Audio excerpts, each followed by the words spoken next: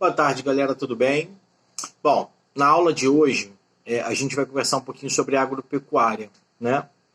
Que é a fusão de dois sistemas produtivos importantíssimos para a nossa sociedade, não só para a sociedade brasileira, mas para a sociedade global, que é a fusão da agricultura com a pecuária. Só para simplificar, para conceituar para vocês, agricultura é a técnica de controle ou de manuseio da produção de alimentos, certo? A agricultura surge a partir do momento em que o indivíduo ele acredita, na verdade ele sabe disso, que ele domina o processo de produção de alimentos.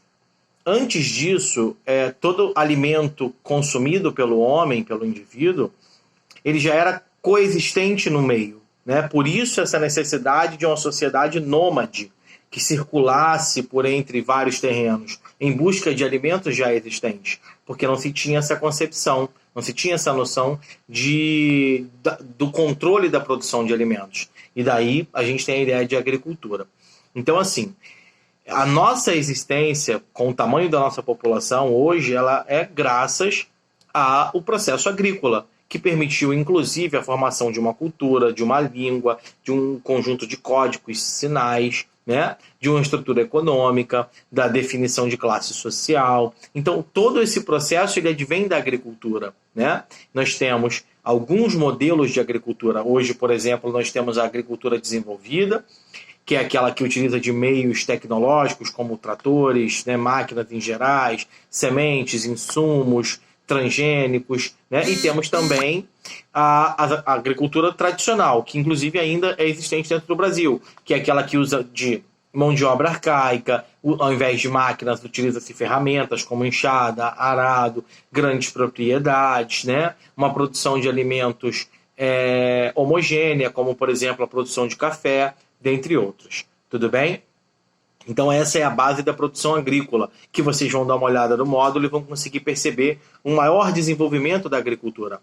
Já a pecuária, ela vem ao lado da agricultura e ela se refere ao processo da criação, né, de gados, de pequeno ou grande porte, independente disso, né? E essa criação de gado, ela também é muito importante para a existência humana, não só para a movimentação, para o desenvolvimento, mas também para a própria alimentação, que coincidentemente ela é avessa à agricultura pelo fato dela necessitar de uma transição desse gado ao decorrer do solo. Como assim, Américo? A gente sabe que, por exemplo, dentro do território europeu, algumas épocas do ano, a gente tem a formação do solo permafrost. E esse solo, ele leva a dificuldade da criação de gado, porque ele tem o congelamento do solo. Então, por isso que o pastor, né, o criador de gado, de uma forma geral, ele deve transitar ao decorrer de todo o território com os animais, né? A gente tem aquele gado, que é o gado de leite, que é o gado criado para a retirada do leite, e a gente tem o gado que é criado para o corte, que é aquele gado que a gente se alimenta. Né? A gente tem a pecuária intensiva e a pecuária extensiva. Dados da pecuária extensiva.